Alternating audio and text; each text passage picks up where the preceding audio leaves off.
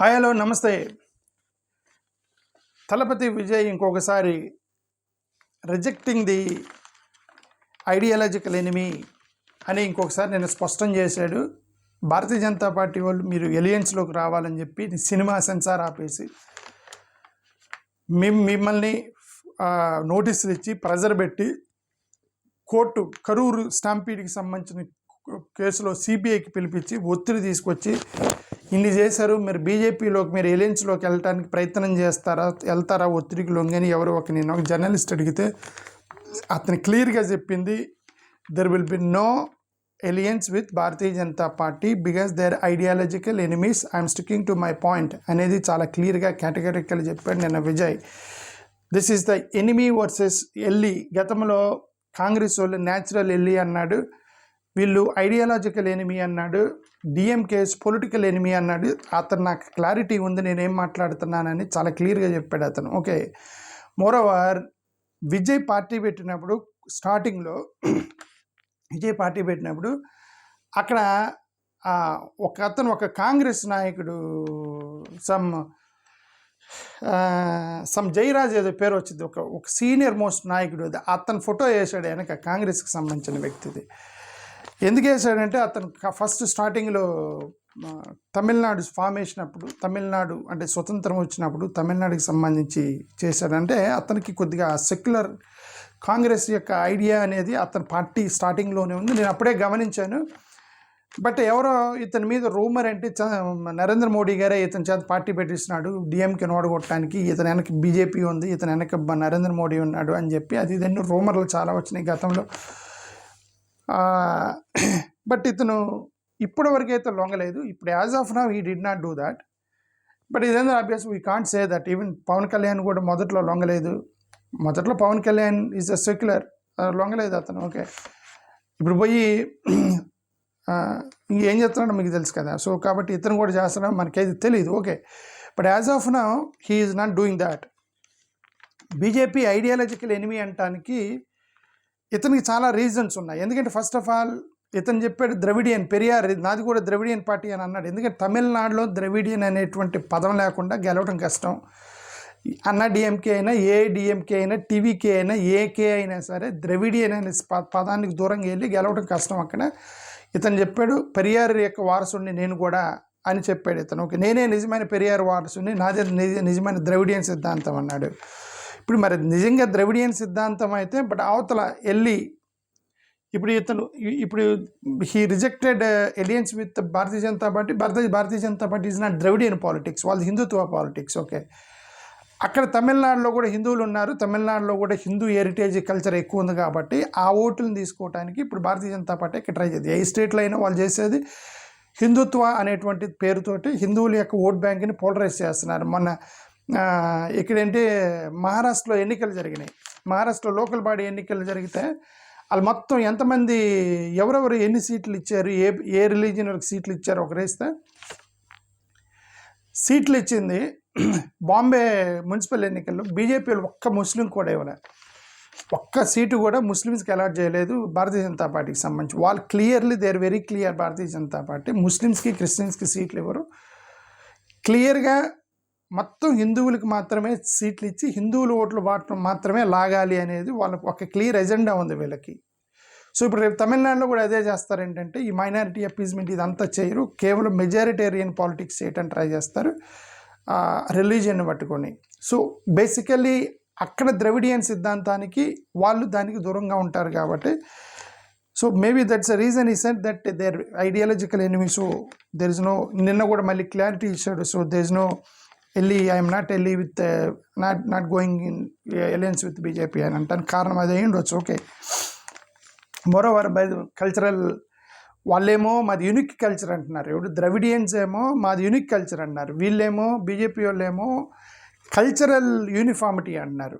మీది యూనిక్ లేదు, మాది యూనిక్ లేదు, మొత్తం కూడా ఒకటే కల్చర్ అంటున్నారు. వాళ్ళేమో మేము వేరు మీరు వేరు అంటున్నారు. అది ఐడియాలజికల్ డిఫరెన్స్ ఉంది.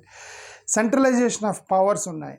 ఇప్పుడు వీళ్ళేమో వన్ నేషన్ అని చెప్పేసి ఫెడరల్ పవర్స్ని తీసుకోవడానికి ట్రై చేస్తుంటే వాళ్ళు అసలు సపరేట్ దేశం కోరుకునేటువంటి ఒక మైండ్ సెట్ ఉన్నటువంటి వాళ్ళు తమిళనాడుకి సంబంధించిన వాళ్ళు. మొన్న అతని పేరు రాజా కూడా అతను పార్లమెంట్లో మాట్లాడుతూ మీరు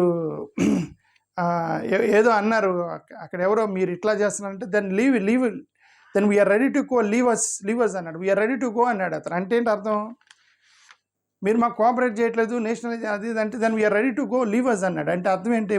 మా తమిళనాడు వదిలేయండి, మేము వేరే దేశంగా ఫామ్ అవుతామని అతని ఉద్దేశం. ఓకే, సో ఆ మైండ్ సెట్ ఉన్నటువంటి వీళ్ళేమో యూనిఫామిటీ గురించి మాట్లాడుతున్నారు. సో అక్కడ డెఫినెట్గా ద్రవిడియన్ సిద్ధాంతంతో అది అక్కడ క్లాషెస్ వస్తున్నాయి అన్నమాట వీళ్ళకి. ఓకే, ఎనివే ఇంక ద రిలీజియస్ మెజారిటేరియనిజం అంటే he himself is a minority సంబంధించి Christian, is himself is Christian Vijay. So religious మెజారిటేరియనిజానికి 100% అతను వ్యతిరేకంగా ఉంటాడు. But as of now he sticking to that, but we don't know what he does in the later stages. So that's why he said yesterday he rejected to go with alliance with the BJP. He said Congress is my natural ally. He did not say that one of the MPs, one of the leaders of TVK party said with Congress is natural ally. Okay, so ఇది సంగతి. Moreover BJP వాళ్ళేమో they made కొన్ని ఫోర్స్ఫుల్గా కొన్ని చేయడానికి try చేశారు తమిళనాడు మీద. Hindi imposition చేయడానికి try చేశారు, కల్చరల్ ఇంపోజిషన్ చేయడానికి ట్రై చేశారు, అక్కడ ఫెడరల్ సిస్టాన్ని బలవంతంగా తీసుకోవడానికి ట్రై చేశారు. సోషల్ కమ్యూనిటీకి సంబంధించినటువంటి సోషల్ ఇష్యూస్ మీద కూడా వాళ్ళు కొన్ని ప్రాబ్లమ్స్ ఉన్నాయి. సో అది ప్రాబ్లం. సార్ ఇవంతా చేశారు, ఏమైనా కాంట్రిబ్యూషన్ సొసైటీకి ఏమైనా కాంట్రిబ్యూషన్ చేశారంటే అది zero contribution on the social issues like casteism. ఇదిగోండి, క్యాస్టిజాన్ని మనం రూపుమాపుదామని ఒక పెద్ద ఉద్యమం తీసుకొచ్చింది ఏం లేదు భారతీయ జనతా పార్టీ వాళ్ళు. They basically they want to continue the casteism. Okay, ఎందుకు ఉండాలి, ఇది బ్రాహ్మణుడే వీళ్ళే అనేటువంటి మైండ్ సెట్తో ఉంటారు. పైనాలికలు కింద ఓట్ల బ్యాంక్ కోసం అందరూ సమానం అంటారు కానీ బట్ పైన ఉన్నటువంటి వాళ్ళకి క్లారిటీ ఉంది, క్యాస్టిజం షుడ్ ఎగ్జిస్ట్ అనేది వాళ్ళకు ఉంది. బట్ వీళ్ళు బేసికలీ క్యాస్టిజానికి వ్యతిరేకం తమిళనాడుకి సంబంధించి. సో ఇదంతా కూడా మైనారిటీ సంబంధించినటువంటి ఇవన్నీ కూడా ఇష్యూస్ చూడాలి. సరే ఏదైనా సరే నేను విజయ్ అగైన్ చెప్పాడు, so I'm not going in alliance with NDA అని అన్నాడు. సో ఇండిపెండెంట్గానే వెళ్తాను అంటున్నాడు. కాంగ్రెస్ వాళ్ళు డిఎంకే వాళ్ళు వాళ్ళకు అలయన్స్ అయితే కొనసాగిస్తారని నేనైతే అనుకుంటున్నాను. బట్ కాంగ్రెస్ని న్యాచురల్ ఎల్లి అనే పదం మాట్లాడడానికి కాంగ్రెస్ వాళ్ళు they deserve it because it's secular party. వాళ్ళు ఓడిపోయినా గెలిచినా మైనారిటీస్ని విడిచిపెట్టమని చెప్పి ముస్లిమ్స్ అంతా ఒక 13% ఉన్నారు, క్రిస్టియన్స్ ఒక 2% ఉన్నారు. ఓకే, తెలుసు మెజారిటీ హిందువులు మనకు కోఆపరేట్ చేసినా చేయకపోయినా మనం గెలిచినా గెలవకపోయినా బట్ అందరూ సమానమైనటువంటి ఒక సెక్యులర్ భావానికి కట్టుబడి ఉన్నారు కాబట్టి కాంగ్రెస్ వాళ్ళు. సో అక్కడ అతను న్యాచురల్ ఎన్ని అనటానికి తమిళనాడులో ఒక పాసిబిలిటీ. సోషల్ జస్టిస్ రిజర్వేషన్స్ గురించి మాట్లాడుతుంది వీళ్ళే. రిజర్వేషన్స్ కొనసాగాలి, బీసీలకి ఎస్సీ ఎస్టీలకి రిజర్వేషన్స్ ఇవ్వాలని కొట్లాడుతుంది కాంగ్రెస్ వాళ్ళే కాబట్టి comparative with BJP. That's why he said they are enemy and these natural ally అనేటువంటి విజయ్ చేయటానికి ఒక కారణం అయి ఉండవచ్చు. ఓకే, కాన్స్టిట్యూషనల్ ఇన్స్టిట్యూషన్స్ని కాపాడటానికి ప్రయత్నం చేస్తుంది రాహుల్ గాంధీ లాంటి వాళ్ళు. రాజ్యాంగాన్ని కాపాడడానికి ట్రై చేస్తూ ఉన్నాడు. సో మైనారిటీ ప్రొటెక్షన్ ఎలాగూ వాళ్ళ యొక్క ఫండమెంటల్ డ్యూటీగా వాళ్ళు పనిచేస్తుంది కాబట్టి so they all are going with it. Moreover their long term ally of DMK లాంటి పార్టీలతో లాంగ్ టర్మ్ ఎల్ఈ వీళ్ళు డిఎంకేతో ఎల్ఈ అంటే ద్రవిడియన్ ఐడియాలజీతో ఎల్ఈ ఉన్నారని అర్థం. ఎలా అయినా ఉన్నారు ద్రవిడియన్ ఐడియాలజీతో అనేది కదా అర్థం. లోకల్ కాంగ్రెస్ నాయకులు వీళ్ళంతా. రీసెంట్గా జననాయక్ సంబంధించిన సినిమా ఒకటి వస్తే రాహుల్ గాంధీ పోస్ట్ చేశాడు సపోర్ట్ చేస్తూ విజయ్కి. నరేంద్ర మోడీ నువ్వు తమిళ్ని నువ్వు హట్ చేయలేవేను ఏదో అన్నాడు. ఆయన పోస్ట్ చేసిన నెక్స్ట్ డే ఆయన వెళ్ళి అక్కడ పూజ చేశాడు నరేంద్ర మోడీ గారు. ఓకే, ఈయన పోస్ట్ చేశాడు రాహుల్ గాంధీ. నెక్స్ట్ డే తెల్లారేసరికి ఆయన తమిళనాడులో ఉన్నాడు మోడీ గారు. అక్కడ వెళ్ళి ఏదో ఒక రిలీజియస్ ఈవెంట్లో పార్టిసిపేట్ చేసి సంక్రాంతి రోజు అనుకుంటా. ఓకే, సో అది ఇప్పుడు వీళ్ళందరూ టార్గెట్ తమిళనాడు ఎలక్షన్స్ రాబోతున్నాయి కాబట్టి. ఇప్పుడు ఈ జననాయకన్ మూవీలో ఇప్పుడు అతని సినిమా అదే తీసి ఉంటాడు. ఏదో సినిమా రిలీజ్ కాబట్టి లోపల కంటెంట్ ఎవరికి అర్థం కాదు. బట్ ట్రైలర్స్ని బట్టి వాళ్ళని బట్టి అక్కడ కంటెంట్ ఏదో సోషల్ జస్టిస్ గురించి, ఇప్పుడున్నటువంటి పొలిటికల్ కరప్షన్ సిస్టమ్ గురించి, అతనేదో ఇప్పుడున్న పొలిటికల్ వ్యవస్థ గురించి, అవినీతి గురించి, వీటన్నిటి గురించి సినిమా తీసుంటాడు. Ultimately that is going to be his movie. Okay, Jananayakan movie. So దానికి సెన్సార్కి సంబంధించినటువంటి కొన్ని అడ్డంకులు పెట్టారు భారతీయ జనతా పార్టీకి సంబంధించిన వాళ్ళు. సో ఇతనికి యూత్లో మంచి ఫాలో అప్ ఉంది. విజయ్కి సంబంధించి రాహుల్ గాంధీకి కూడా ఎస్ మోర్ యూత్లో మంచి ఫాలో ఉంది రాహుల్ గాంధీకి. సో మేబీ వాళ్ళిద్దరు ఏమైనా కలుస్తారేమో మనకు తెలీదు. వాళ్ళిద్దరు కలిసినా కలవకపోయినా సరే సెక్యులర్ ఫ్రంట్ అనేది యునైటెడ్గా కనిపిస్తుంది తమిళనాడులో. ఒక except AIADMK who is with Bharatiya Janata Party ఎలియన్స్లో కింద ఏఐడిఎంకే వాళ్ళు అక్కడ లీడర్షిప్ క్రైసిస్తో కొట్టుకున్నారు. అక్కడ ఏఐడిఎంకే పెద్ద ఎఫెక్ట్ లేదు. ఇప్పుడు ఏఐడిఎంకే ఓట్స్ మొత్తం ఇతను తీసుకుంటాడు. If is really things that BJP is ideological enemy and then they are the natural ally then means DMK and టీవీకి both may support Rahul Gandhi. So the secular front will be strong in Tamil Nadu అనేది ఒకటైతే మనకు అర్థమవుతుంది. Okay, so ఇది అంటే ఇప్పటివరకు as of నేను అది ఎందుకు యాజ్ ఆఫ్ నౌ అని చెప్తున్నానంటే రాజకీయ నాయకులు ఎవడేం మారుతారు ఎప్పుడు ఏం మారుతారో తెలియదు. వాళ్ళు ఎందుకు ఒత్తిళ్లకు లోనైపోయి సరెండర్ అయిపోతుంటారు. ఓకే, వాళ్ళు పార్టీ పెట్టేటప్పుడు ఒక సిద్ధాంతాలతో పెడతారు, వాళ్ళ ఐడియాలజీతో పెడతారు, ఎక్కడో సైడ్ ఇరుక్కుంటారు కరప్షన్స్లోనూ ఎక్కడ ఇరుక్కునేదని. అల్టిమేట్గా ఏం చేస్తారంటే వాళ్ళు సరెండర్ అయిపోతారనమాట మొత్తం.